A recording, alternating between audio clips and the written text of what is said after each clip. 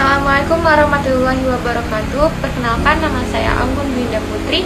Di sini saya akan menjelaskan hasil dari tugas ujian praktek aplikasi komputer saya. Cekidot.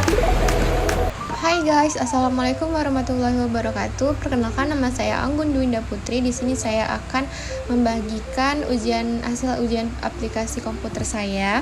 Di sini yang pertama itu buatlah tabel distribusi frekuensi jenis kelamin anak dan interpretasikan hasilnya.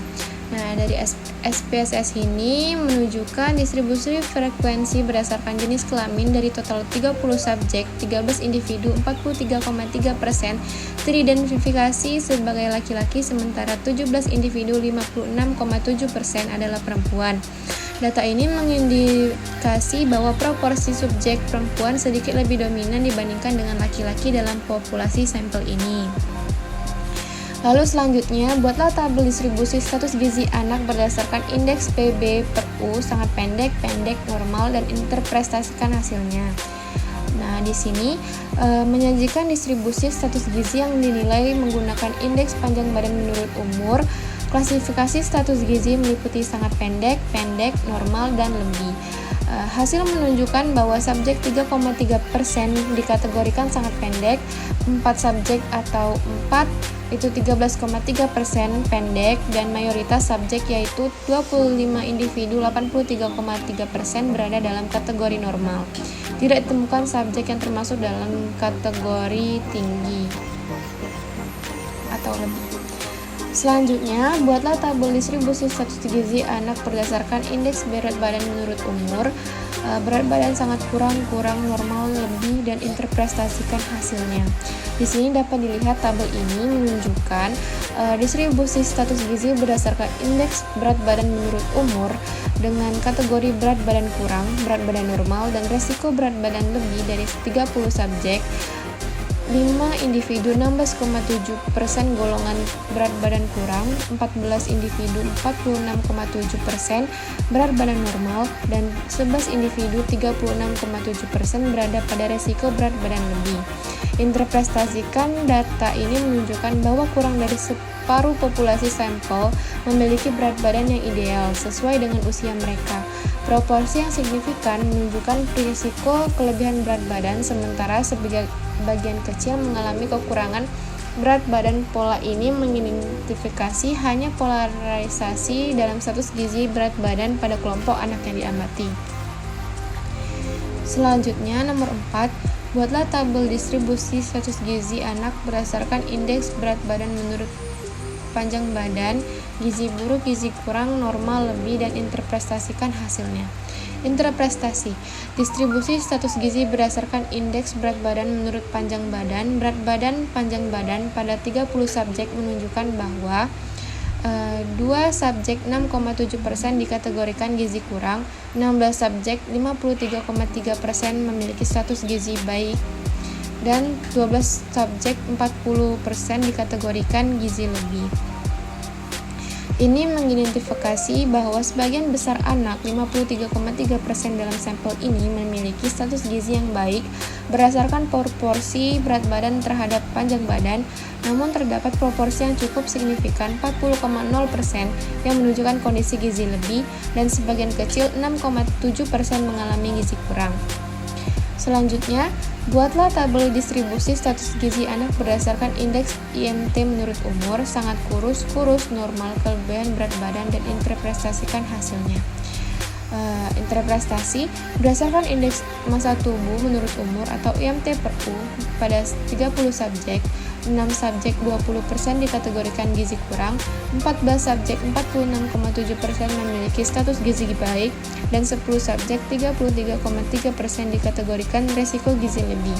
Temuan ini menunjukkan bahwa kurang dari separuh anak 46,7% dalam sampel memiliki IMT yang normal sesuai usia, namun perlu dicatat bahwa sekitar sepertiga 33,3% berada pada resiko gizi lebih, dan 1/5 20% mengalami gizi kurang. Selanjutnya, lakukan analisis untuk membuktikan hubungan kependidikan ibu dengan status gizi anak, panjang badan menurut umur, dan interpretasikan hasilnya.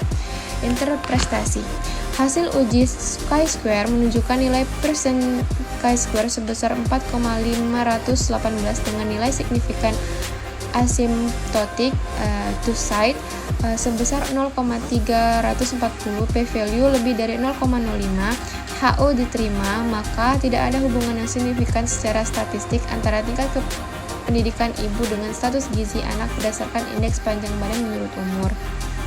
Selanjutnya, lakukan analisis untuk membuktikan hubungan pendidikan ibu dengan status gizi anak, berat badan menurut umur, dan interpretasikan hasil non-parametrik. Hasil, nilai signifikan p-value sama dengan 0,340. Kesimpulan, karena p-value 0,340 lebih dari 0,05 maka H0 diterima. Artinya tidak ada hubungan signifikan secara statistik antara tingkat pendidikan ibu dengan status gizi anak, berat badan menurut umur. Nomor 8, ini lakukan analisis untuk membuktikan hubungan pendidikan ibu dengan status gizi anak, berat badan menurut umur, dan interpretasikan hasilnya. Hasil, nilai signifikan p-value 0,515. Kesimpulan, karena p-value 0,515 lebih dari 0,05 maka H0 diterima. Artinya tidak ada hubungan yang signifikan secara statistik antara tingkat pendidikan ibu dengan status gizi anak IMT menurut umur. Selanjutnya nomor 9 itu lakukan analisis untuk membuktikan hubungan pendidikan ibu dengan status gizi anak, berat badan menurut panjang badan, dan interpretasikan hasilnya. Hasil, nilai signifikan p-value sama dengan 0,471. Kesimpulan, karena p-value 0,471 lebih dari 0,05 maka H0 diterima. Artinya tidak ada hubungan yang signifikan secara statistik antara tingkat pendidikan ibu dengan status gizi anak, berat badan menurut panjang badan dalam sampel ini. Selanjutnya yaitu nomor 10, lakukan analisis untuk mengetahui perbedaan antara rata-rata berat badan antara anak laki-laki dan anak perempuan dan interpretasikan hasilnya. Dari tabel tersebut, hasil nilai signifikan p-value sama dengan 0,764. Kesimpulan, karena p-value 0,764 lebih dari 0,05 maka H0 diterima. Artinya tidak ada perbedaan yang signifikan secara statistik pada rata-rata berat badan antara anak laki-laki dan perempuan dalam sampel ini. Selanjutnya, nomor 11, lakukan analisis untuk mengetahui perbedaan rata-rata panjang badan anak antara anak laki-laki dan perempuan dan interpretasikan hasilnya. Dapat dilihat pada tabel tersebut, hasil nilai signifikan p-value sama dengan 0,273. Kesimpulan, karena p-value 0,273 alfa 0,05 maka H0 diterima. Artinya tidak ada perbedaan yang signifikan secara statistik pada rata-rata panjang badan anak laki-laki dan perempuan dalam sampel ini. Selanjutnya ada nomor 12, lakukan analisis untuk mengetahui perbedaan rata-rata berat badan anak berdasarkan tingkat pendidikan ibu dan interpretasikan hasilnya. Nilai signifikan p-value 0,828. Kesimpulan, karena p-value 0,828 lebih dari 0,05 maka H0 diterima. Artinya tidak ada perbedaan yang signifikan secara statistik pada rata-rata berat badan anak berdasarkan tingkat pendidikan ibu dalam sampel ini. Selanjutnya, nomor 13, lakukan analisis untuk mengetahui perbedaan rata-rata panjang badan anak berdasarkan tempat tinggal dan interpretasikan hasilnya. Di sini rata-ratanya kalau desa itu 12,91, kota itu totalnya 19 dan min ranknya 17,00. Nah, hasil nilai signifikan p-value sama dengan 0,220. Kesimpulan, karena p-value 0,220 lebih dari 0,05 maka H0 diterima. Artinya tidak ada perbedaan yang signifikan secara statistik pada rata-rata panjang badan anak berdasarkan tempat tinggal dalam sampel ini. Selanjutnya, yang terakhir itu adalah nomor 14. Lakukan analisis untuk mengetahui perbedaan rata-rata berat badan anak berdasarkan tempat tinggal dan interpretasikan hasilnya. Dapat dilihat dari tabel di sini, desa berat badan di desa itu totalnya 11, lalu rata-ratanya 13.